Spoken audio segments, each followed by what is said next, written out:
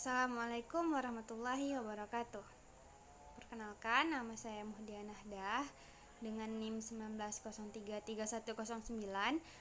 Hari ini akan menjelaskan tentang konsep dasar, fungsi, dan ruang lingkup administrasi pendidikan.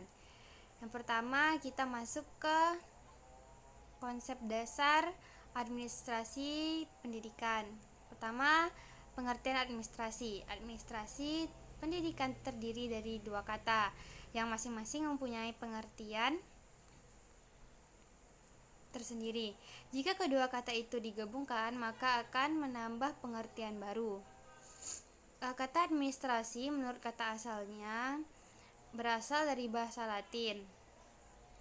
Ad ditambah ministret. Ad berarti intensif, sedangkan ministret berarti melayani, membantu, memenuhi. Jadi tugas utama seorang administrator adalah memberikan pelayanan prima dalam artian sebenarnya maupun dalam artian singkatnya. Ditinjau dari sudut pandang hukum, definisi pendidikan berdasarkan Undang-Undang RI nomor 20 2003 tentang Sisdiknas pasal 1 ayat 1, yaitu pendidikan adalah usaha sadar dan terencana untuk mewujudkan suatu suasana belajar dan proses pembelajaran agar peserta didik dapat secara aktif mengembangkan potensi dirinya untuk memiliki kekuatan spiritual, keagamaan, pengendalian diri, kepribadian, kecerdasan, akhlak mulia, serta keterampilan yang diperlukan dirinya, masyarakat, bangsa, dan negara. Administrasi pendidikan adalah suatu kegiatan atau rangkaian kegiatan yang berupa proses pengelolaan usaha kerjasama sekelompok manusia yang tergabung dalam organisasi pendidikan untuk mencapai suatu pendidikan yang telah ditetapkan sebelumnya agar efektif dan juga efisien.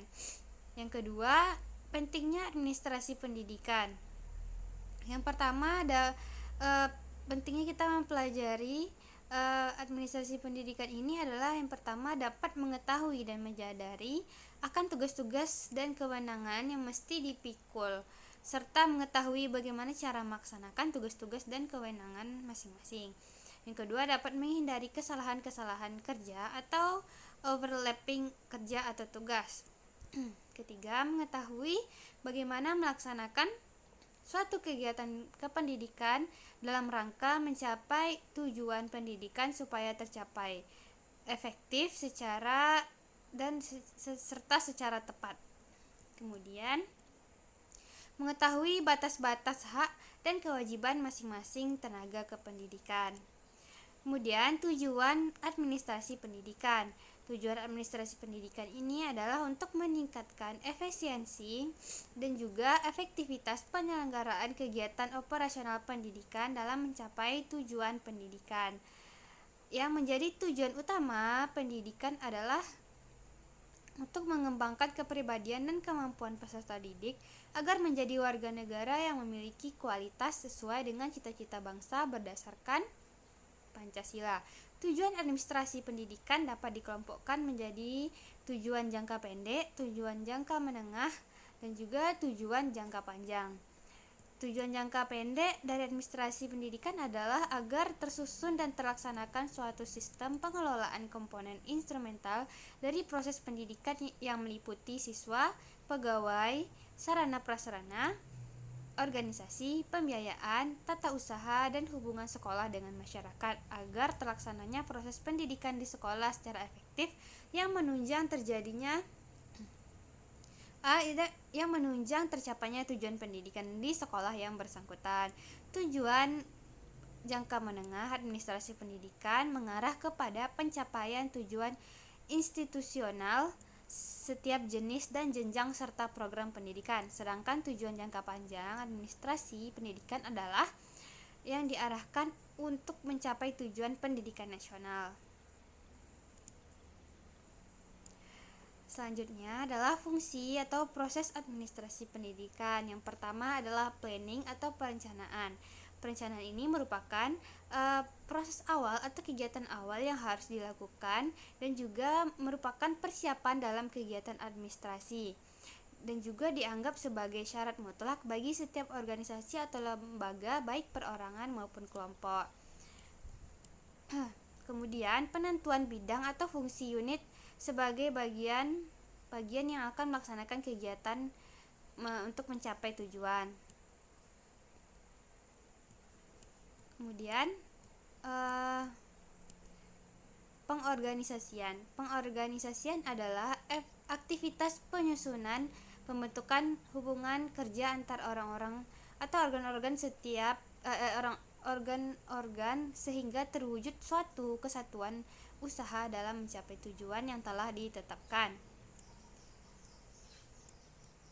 Kemudian yang ketiga adalah actuation, yaitu fungsi penggerakan atau actuation. Aktuasi artinya menggerakkan orang-orang dalam organisasi agar mau bekerja dengan penuh kesadaran secara bersama-sama agar mencapai tujuan yang diharapkan. Yang keempat yaitu controlling atau pengawasan. Pengawasan merupakan kegiatan-kegiatan dan tindakan untuk mengamankan rencana dan keputusan yang telah dibuat atau yang sedang dilaksanakan. Selanjutnya adalah ruang lingkup administrasi pendidikan. Di antaranya meliputi bidang-bidang berikut. Yang pertama, manajemen administratif, yaitu kegiatan-kegiatan yang bertujuan mengarahkan agar semua orang dalam organisasi atau kelompok bekerja sama mengerjakan hal-hal yang tepat sesuai dengan tujuan yang hendak dicapai. Kemudian manajemen operatif. Manajemen operatif ini adalah kegiatan mengarahkan dan membina setiap orang agar melaksanakan tugasnya. Dilaksanakan dengan tepat dan benar.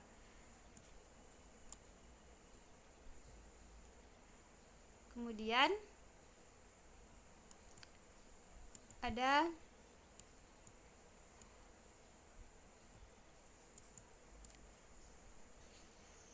dalam kegiatan pengolahan sekolah atau administrasi terdapat ruang lingkup yang harus diketahui. Yang pertama adalah administrasi peserta didik,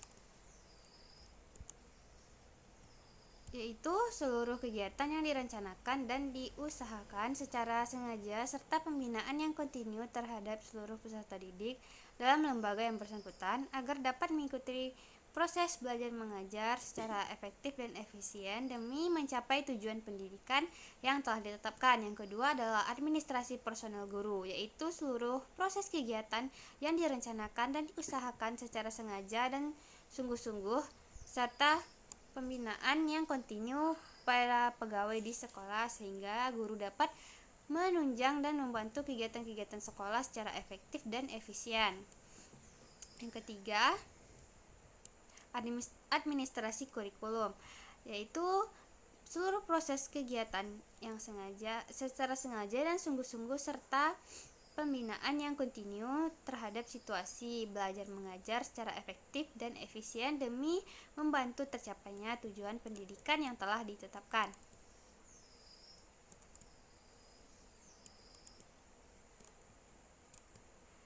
Kemudian tata laksana atau tata usaha. PBM akan semakin baik dan berhasil bila ditunjang dengan tata laksana yang baik. Kemudian ada administrasi organisasi. Kemudian ada administrasi hubungan sekolah dan masyarakat. Terakhir ada administrasi supervisi atau pengawasan. Baiklah, kesimpulan dari materi hari ini adalah bahwa administrasi pendidikan merupakan segenap proses pengarahan dan pengintegrasian sesuatu baik personil, spiritual maupun material yang bersangkut paut dengan pencapaian tujuan pendidikan. Di dalam administrasi pendidikan ini juga ada kegiatan bersama yang dilakukan dalam bidang pendidikan, yaitu perencanaan, pengorganisasian, pengarahan, pelaporan, pengkoordinasian, pengawasan, dan pembiayaan dengan menggunakan fasilitas yang tersedia.